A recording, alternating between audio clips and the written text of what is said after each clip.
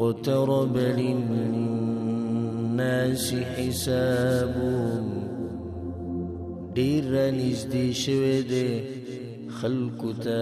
حساب داوی وهم في غفلة معرضون او دوی په غفلت کې دي مخړون کې دي د خلکو حساب کتاب نږدې شوی د الله وي او د ډېر د یری او د سوچ او د فکر خبره چې کله عام دي سی ویلی شي په یو اداره کې په یو مدرسه کې په یو یونیورسټۍ کې د مزدورۍ او د کاروبار په ځای کې چې وایي د خلکو سره حساب کتاب هغه نږدې شوی دی نو ټول زر زر خپل ریکارډ په خپل ذهن کې راولي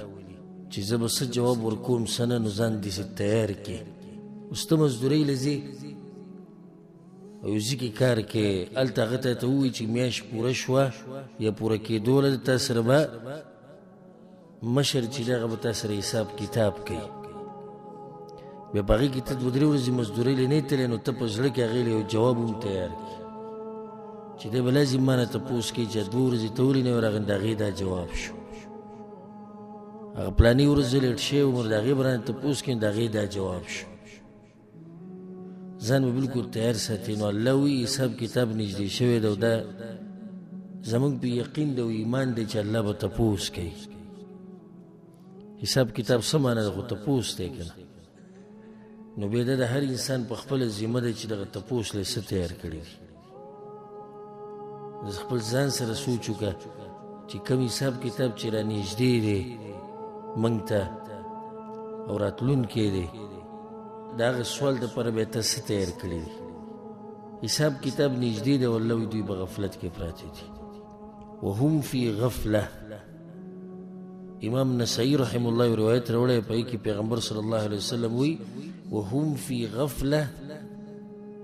وی الله چې وی چې دوی په غفلت کې دي نو مراد د دې نه دا دی چې وهم فی الدنیا د خلکو حساب کتاب الله وی را نږدې شوی دی او خلک په څه کې مصروف دي په دنیا کې مصروف دي د تفسیر پیغمبر صلی الله علیه وسلم کړی نو حساب کتاب را نږدې دی او زموږ سره د خېټو غم دی او د بچو او د دنیا او د جیداد او د شهرت او د تنخواګانو او د مال او د ډالر او د ریال او د روپۍ غم دی د نن سبا غټه بیماري هغه د غفلت ته بیماري ده موږ غافل یو د الله د کتاب نه غافل یو د دین نه غافل یو د عبادت نه غافل یو د الله نه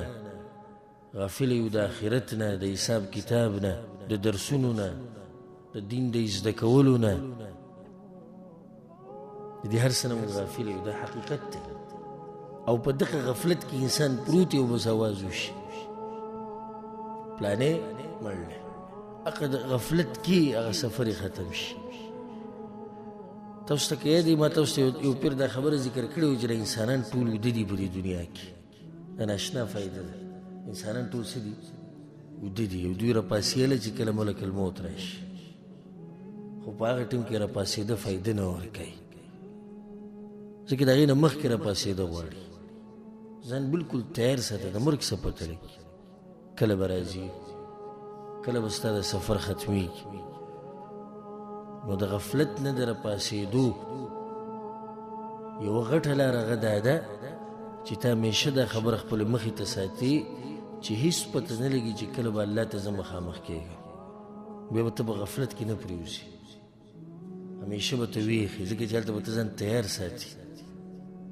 کله اعلان وشي مونږ چې کله ایرپورټ ته لاړ شو جاز کې سفري نو انتظارګاه ته چې ننوځو 2 ګنټې پاتې یا 1.5 ګنټه یا بس ډېر وختي لاړ شي 3 ګنټې پاتې نو دې اخوا دې خوا کېږي نه یو نیم سړی ورته ملګری ورته ووایي راشي هوټل ته به ورشو نه ځي راځه خوا دې چې د ایرپورټ کې به چکر ولګو نه ځي راځه خوا ډېر مزېدار ځای دی هلته به ګپ شپ ولګو بیا به راځو نه ځي ولې نه ځي چې جاز لاړ شي څنګه بیدار دی دغه اعلان ته غوږ ایښودی او چې څنګه کړنګ کېږي په ایرپورټ کې د اعلان نه مخکې په دغو ته غوږ ایښودی که دا هغه زما هغه اعلان دی چې دې دې جاز ته خیږي. ځکه که ما ورته دغه شان چل وکړو او په انتظار کې شو د هغه اعلان چې د الله د طرف نه به کېږي چې ستا ژوند ختمېدو والا دی، نو ما ورته به د غفلت نه بلکل راپاسو چې ځان داسې تیار ساتو لکه څنګه چې موږ په ایرپورټ کې تیار ناست یو.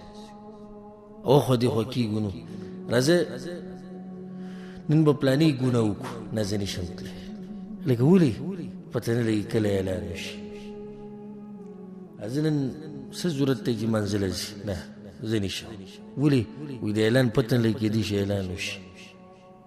نو د غفلت نه که ته وایې چې زه راپاڅم چې هغه عامه بیماري ده او رب العالمین ذکر کړې ده، زما خبره نه ده چې زه وایم چې انسانان په غفلت کې دي. دا خبره د چا ده؟ دا د الله ده. الله وایي انسانان په غفلت کې پراته دي او حساب کتاب یې نږدې دی. د غفلت نه د راپاڅېدو یوه لار هغه دا ده چې تاسو آخرت خپلې مخې ته ساتئ. او دغه شان د غفلت نه د راپاڅېدو لار د دې قرآن تلاوت ډېر کول او په دې قرآن باندې ځان پوه کول او د دې په درسونو کې کښېناسته، نو د قرآن سره ځان وتړئ. دغه شان د غفلت نه د راپاڅېدو یوه لار هغه د الله ذکر ډېر کول. د خپله ژبه همیشه لمده ساتئ د الله سبحانه وتعالی په ذکر باندې همیشه. او که ډېر اذکار درته نه معلوم، بعض اذکار خو داسې ډېر اسان دي. استغفر الله واتوب الیه دا څه ګران دي؟ سبحان الله، الحمد لله، لا اله الا الله، الله اکبر، سبحان الله وبحمده، سبحان الله العظیم. دا څه ګران اذکار خو نه دي که ګران دي؟ لا حول ولا قوة الا بالله. او داسې نور هغه اسان اذکار درته ما ګران درته هم نه یم. همیشه خپله ژبه لمده ساتي. دا یو څو طریقې دي د غفلت نه راپاڅېدو. نور تفصیل د دې مونږ په خپل ځای کې کړی دی، هغې ته رجوع وکړي. الله دې مونږ د غفلت د دې بیمارۍ نه دې الله مونږ بچ ساتي. او که څوک پکې اخته دي نو الله دې ترې بچ کړي او الله دې د دې غفلت د دې خوب نه دې الله مونږ را بیدار کړي.